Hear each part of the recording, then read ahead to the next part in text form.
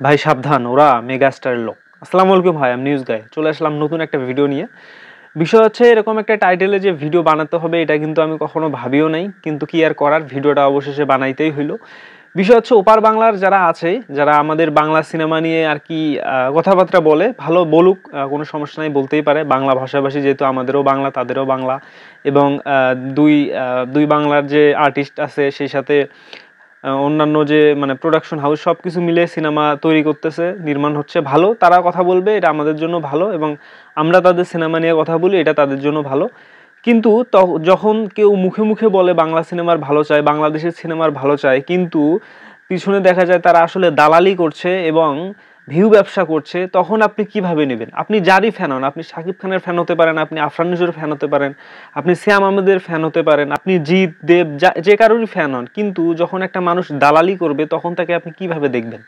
কালকে একটা নিউজ প্রকাশ পেয়েছিল আফরান নিশো এবং শাকিব খানের, যে শাকিব খান হচ্ছে আফরান নিশোর সাথে কোনো প্রকার মিটমাট করতে চায় না, তিনি তার উপর ক্ষিপ্ত। ওকে ফাইন, এটা একটা গুজব। তারপরেও বলি, যদি এটা একটা সত্যিকারের নিউজ হয়ে থাকে, তাদের উচিত ছিল পজিটিভ এবং নেগেটিভ দুইটা বিষয়ই এখানে বলা।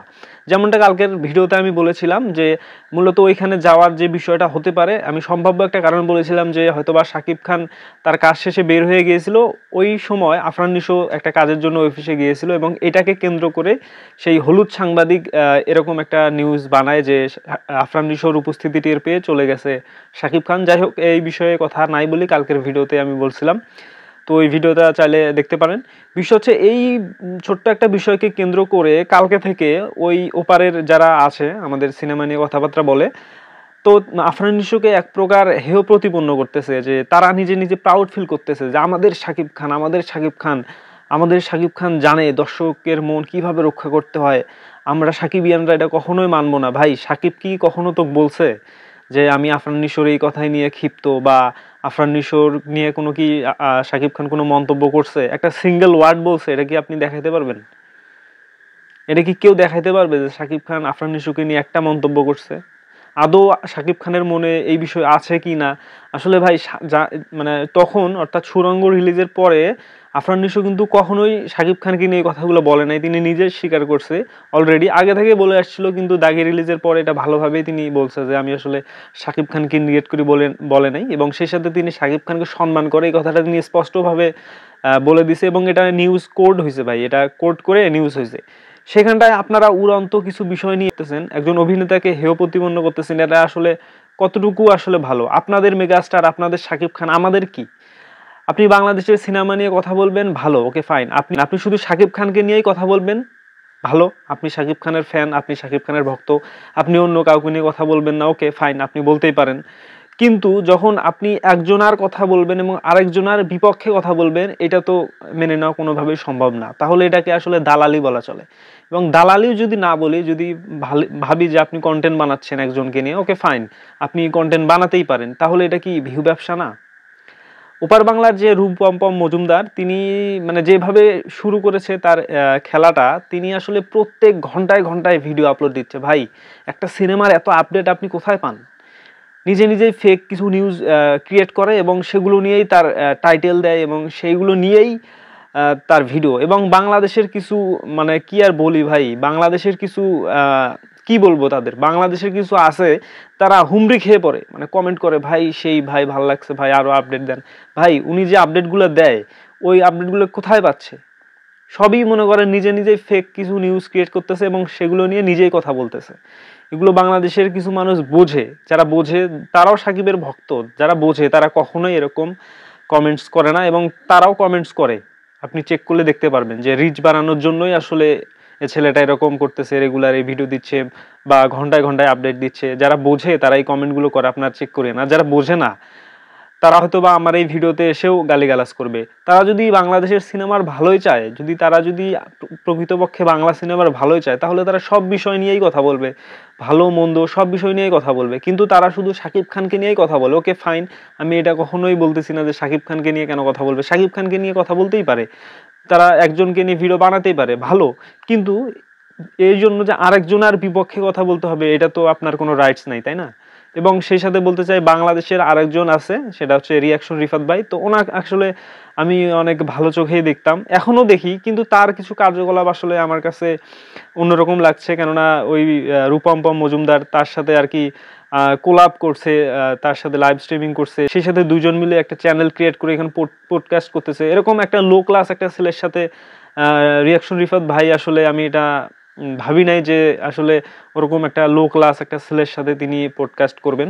যার আসলে রিয়াকশন ভাইকে আমি যতটা চিনি, তিনি আসলে তার সাথে আমার পার্সোনালি কোনো কথাবার্তা হয় না বা ওরকম কোনো কমিউনিকেশন নাই, কিন্তু তাকে আমি যত দূর থেকে চিনি, আমার কন্টেন্ট ক্রিয়েশন শুরুর আগে থেকেই আমি তাকে চিনি। সেই সাথে সিনেব্রোস মানে এরকম দুই একটা চ্যানেল আছে, আমি তাদের অনেক আগে থেকেই চিনি, তাদের প্রথম সারির দর্শক আমি বলা চলে। তো রিয়াকশন রিফাত ভাই যে অন দ্য পয়েন্ট কথাগুলো বলে এবং তার যে আলোচনা, এটা আমার অনেক ভালো লাগে।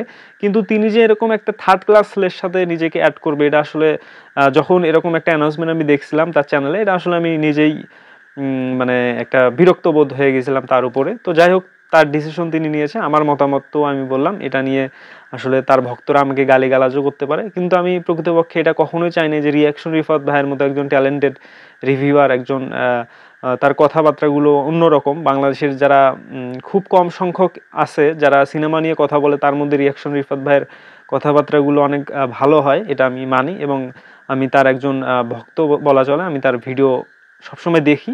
কিন্তু তিনি যে এরকম কলকাতার একটা পান্ডু একটা ছেলের সাথে নিজেকে নিজের কোলাপ করবে, এটা আসলে আমি কখনোই কল্পনা করি নাই। ওই ছেলে আসলে, আমি যদি বলি যে রূপম মজুমদার, তিনি আসলে যে ভিডিওগুলো বানায় তার মধ্যে কোনো বোঝার মতো বা তিনি আসলে কি বুঝাতে চাচ্ছে কোনো কিছুই নাই। তিনি জাস্ট খালি একটা টাইটেল নিবে, নিজে ক্রিয়েট করবে একটা নিউজ, ওইটা নিয়েই জাস্ট বলবে যে ভাই মেগাস্টার এটা কি করলো, ভাই মেগাস্টার এটা কি করলো, ভাই ভাই মেগাস্টার কোথায় গেল, ভাই ভাই মেগাস্টার এই এই এই এই ভাই কন্টেন্ট, এটা কন্টেন্ট না, ঠিক আছে? আজকের এই ভিডিওটা আমি বানাতে আসলে বাধ্য হলাম। আমার এই ভিডিও দেখে আসলে আমার যারা অডিয়েন্স আছে, যারা আমার 2-4 জন ভালোবাসার মানুষ আছে, তারা আসলে কিভাবে আমাকে দেখবে আমি সেটাও জানি না। কেননা এই কথাগুলো বলার দরকার, আমি ভাবি নাই কখনো এই বিষয় নিয়ে ভিডিও বানাবো। কেননা আমি সবসময় নাটক, সিনেমা এগুলো নিয়ে কথা বলতে চাইছিলাম, কিন্তু এদিকে যে নাটক শুরু হয়ে গেছে, এগুলো নিয়ে কথা না বললে হতো না। এবং সেই সাথে যে আরেকজন আছে দিদি, দিদি তিনি মানে কি বলবো, এগুলো নিয়ে কথা বলতে গেলেই আর কি আমার রাগ ওঠে।